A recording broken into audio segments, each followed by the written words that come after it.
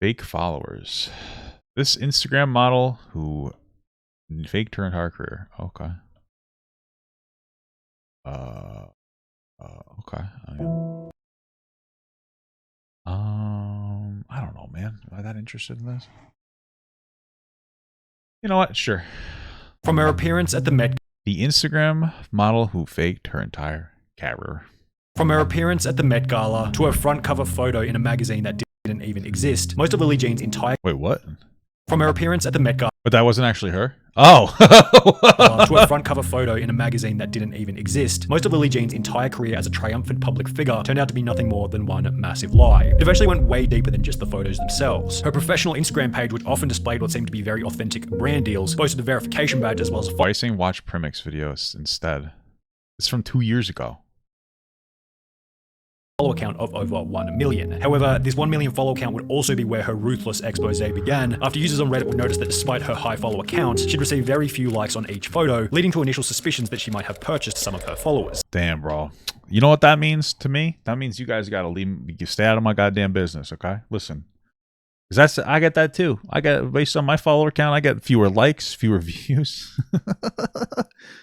Okay? You gotta stop adding me here. Okay? Leave me alone. Let me live my life. Jesus. The unassuming thread, which was titled A Discussion of Lily Jean, began by stating that her engagement is a little more than suspicious, before going on to explain that she averages anywhere from 100 to 1,000 likes per post, implying that almost all of her 1 million followers were completely inactive. The website flanks.com, which stores... Did she use bots or did she buy it? Instagram engagement data, states that on average, accounts with more than 1 million... Some people will buy other people's accounts, you know. Followers have an engagement rate of 1.97%, meaning that an account with 1 million followers should be receiving approximately 19,700 likes per post, highlighting... Well, hold on a second. I don't know if I believe that. I don't think that's how engagement works. Instagram engagement data states that on average interactions per post.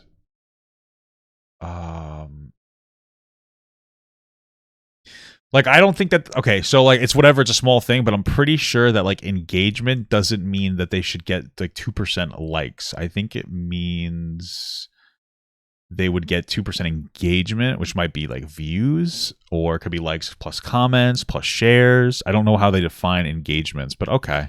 On average, accounts with more than 1 million followers have an engagement rate of 1.9. Well, that says interaction over there. I know what you're talking about because it says up here, average interactions per post, 0 likes, 0 comments. This is average engagement though, so these are two different words. So I don't know how exactly they're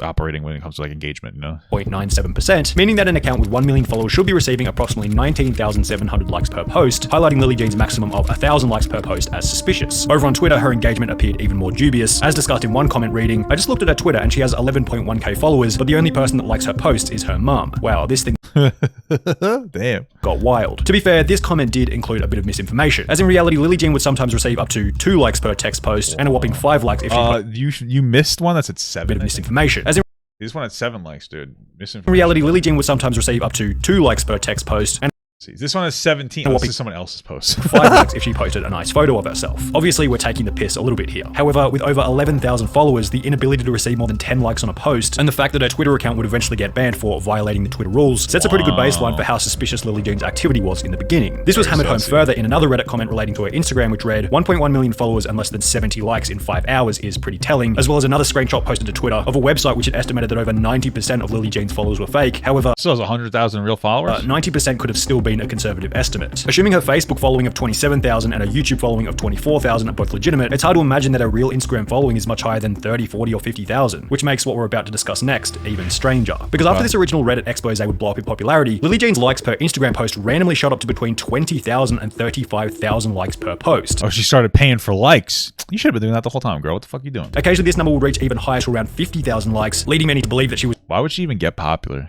She looks fucking anemic. Like, I don't understand. Like, what would be attractive about? I mean, I guess I'm just being mean now. Is now also paying to increase her engagement in addition to purchasing followers. Her comments began to flood with hundreds of other verified Instagram accounts, all leaving extremely basic positive comments. What? How? How do you get other verified accounts? Each of which almost always receiving less than 10 likes per comment, despite the photo itself receiving up to 50,000. If you want to go... See, that's too sussy. Too many people at once.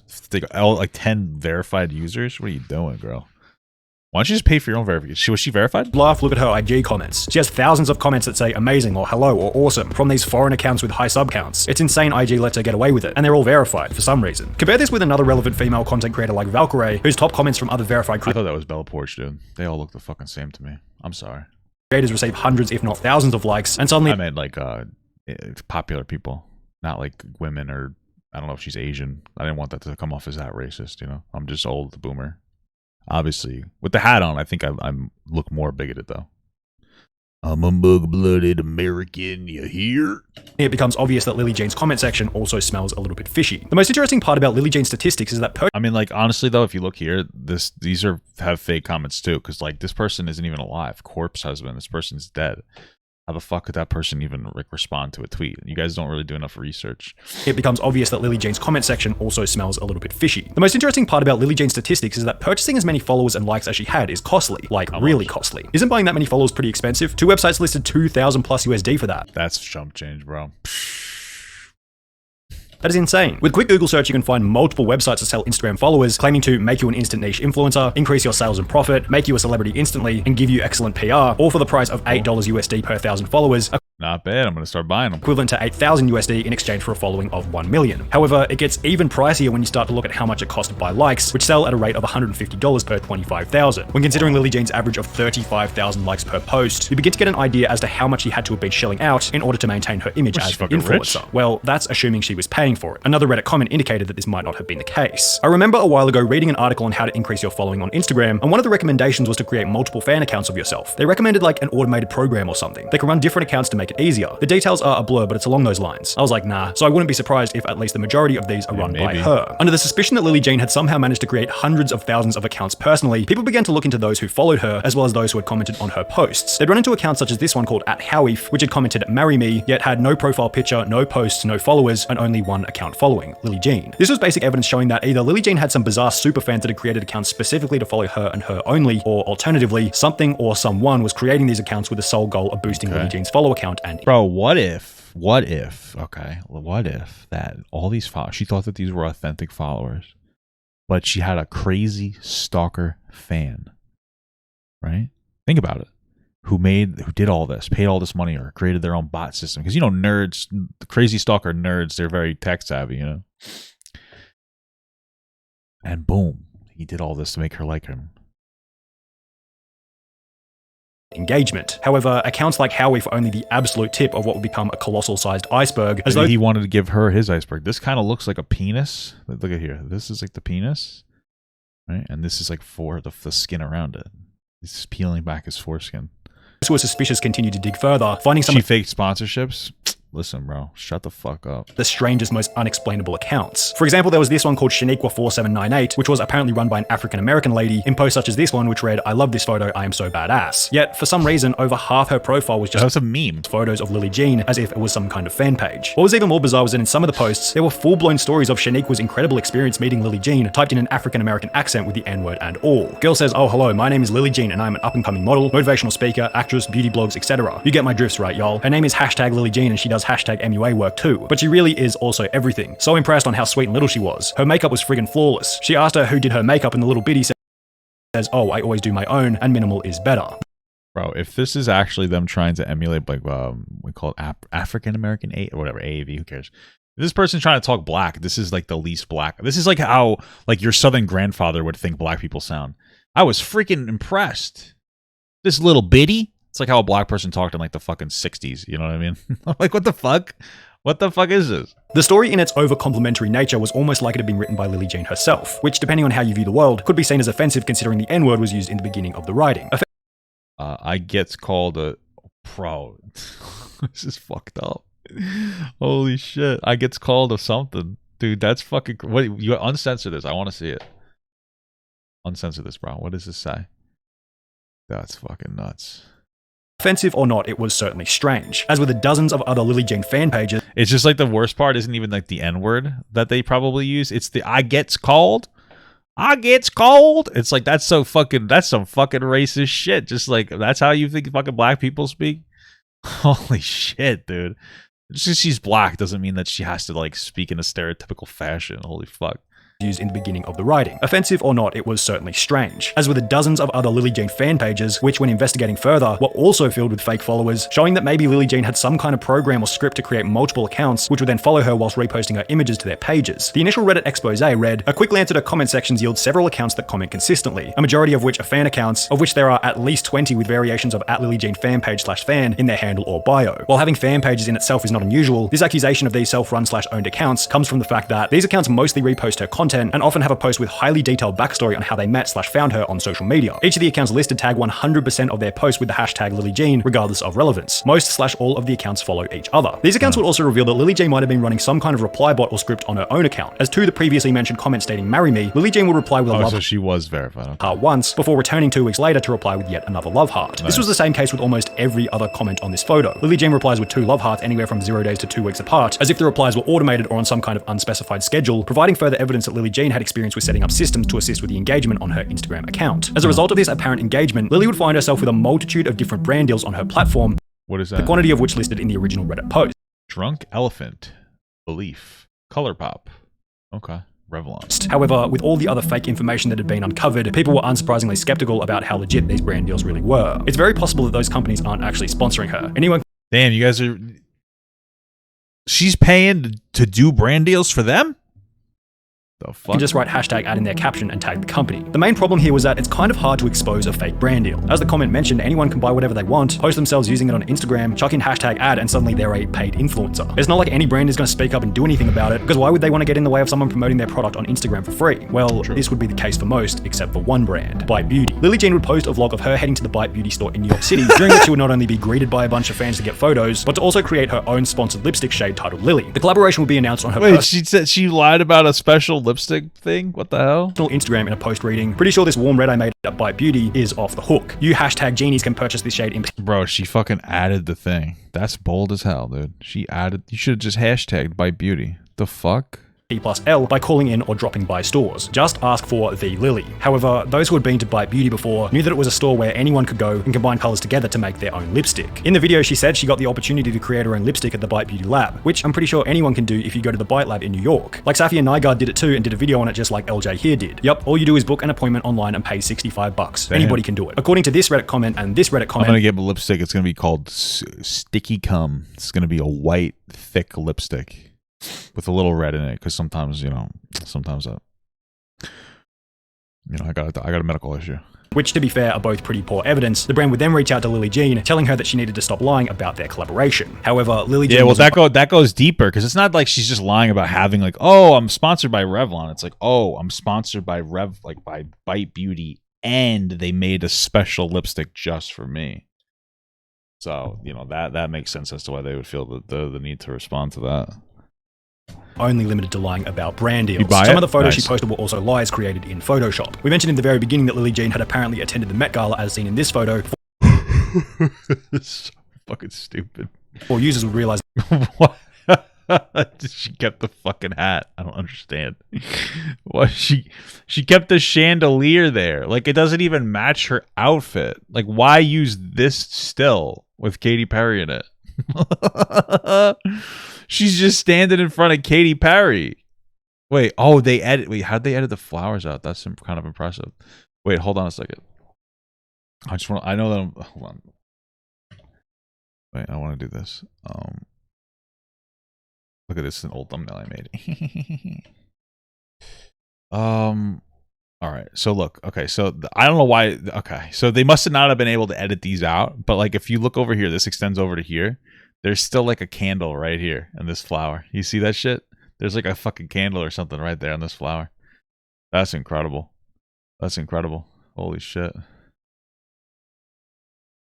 that it was simply her face photoshopped over Katy Perry's. Another photo which would surface in 2019 displayed Lily Jean's face on the front of a Teen Vogue magazine, yet Teen Vogue had been discontinued 2 years earlier in 2017. Finally, Reddit would find a photo of Lily Jean's face being displayed in Times Square, with many assuming that this was also done in Photoshop. It will be revealed that this was actually a real image, but only because Lily had been chosen by the CoverGirl brand to have her face put up there, as their marketing campaign required images of real people. How ironic. As the evidence continued... That's funny that they make it... They need pictures of real people. That's probably fucking discriminatory. They're probably like real people, like some ugly. They're ugly bitches, bro. To mount against Lily Jean, it got to the point where she could no longer ignore it. Yet, instead of coming clean, admitting her mistakes and starting fresh, she'd arrogantly claim that she was in the right and that she was simply the victim of cyberbullying. She'd post images such as this one with a caption reading, and there it is, cyberbullying is a real thing. I hope that people out there— Curious case of the blogger with 1 million followers who nobody knows. Cyberbullying. Okay. Reading this who might be that bully or are being cyberbullied know it's not okay. In addition to playing the victim, Lily Jean would be confronted about buying her followers, to which she had no response or rebuttal, and would simply state that she was once again being bullied. She'd also attempt to debunk the Photoshop Met Gala and Teen Vogue images, stating that a fan had created them, and they liked them so much that they decided to repost them, yet whoever happened to be involved in this message exchange pressed further by stating that Lily Jean hadn't suggested once that it was fan art, or that there was anything indicating that it wasn't supposed to be real. Another defense that Lily used against those critical of her was coming out as pansexual, then instantly using that point as leverage to call each of her haters homophobes. It comes out as pansexual because they use it to call her haters homophobes. Wow, dude. We love it. We love seeing it in real time. We love seeing the weaponization of like identities that are fucking real time, baby. You gotta love it. Truthfully, you have to love it. Unsurprisingly, none of these methods did absolutely anything to suppress the criticism, so Lily Jean then took on a different approach to dealing with the haters, copyright striking literally anything and everything that said anything negative about Lily Jean. Almost every single Reddit thread covered in this video displays this message at the top reading, "Sorry, this post was removed by Reddit's legal operations team. This content was removed in response to a copyright claim by a third party." Similarly, on Instagram, images such as this one posted in the last few days display that over 3 years after the expose, Lily Jean or her mother are still copyright striking anything with a negative sentiment towards their quote-unquote brand. On YouTube, it's the same story. Lily Jean lately has been falsely striking YouTube channels. As we all know, she striked me. You know, the thing that stings most about this is because I was genuinely trying to be helpful in giving art tips and like constructive criticism in that video. Let me talk about how Lily Jean, her mother Laura Truman, tried to dox me and failed. All you have to do is type in Lily Jean copyright to reveal how many Creep show art people she's done this. You guys, you know what's interesting though? Just so you guys know, I actually was at the Met Gala one time. I actually went to the Met Gala here. If you see that, I was wearing a beautiful chandelier hat and a fantastic dress. So incredible stuff.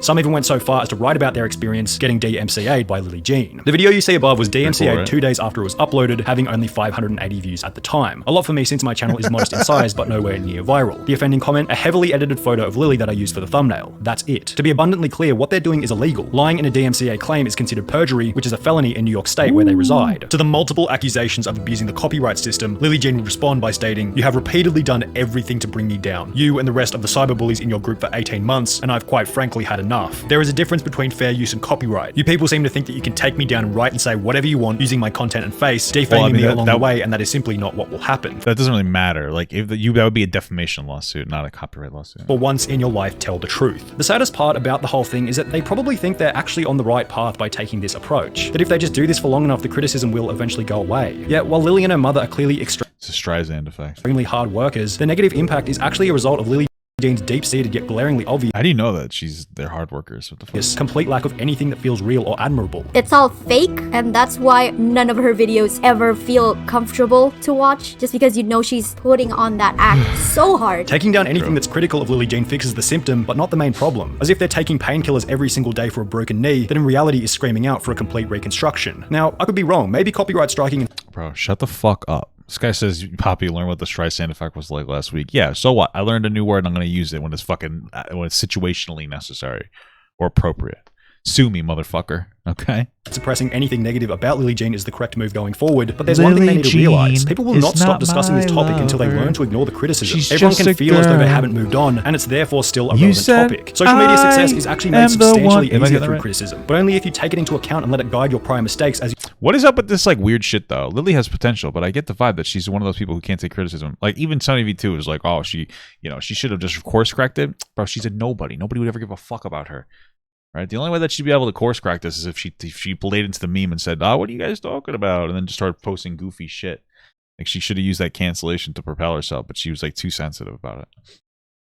As you move into the future, and unfortunately, you learn nothing when you bury your head in the sand and call anyone with anything to say a big bad bully. Incredible. Incredible stuff. Thank you so much for watching, guys, and another special shout out to all my Patreon and Twitch subs. If you'd like to support this channel further than you already have by just watching the video alone, go down to the links below where you can sub on my Patreon, which will allow you to get your name on this beautiful black wall.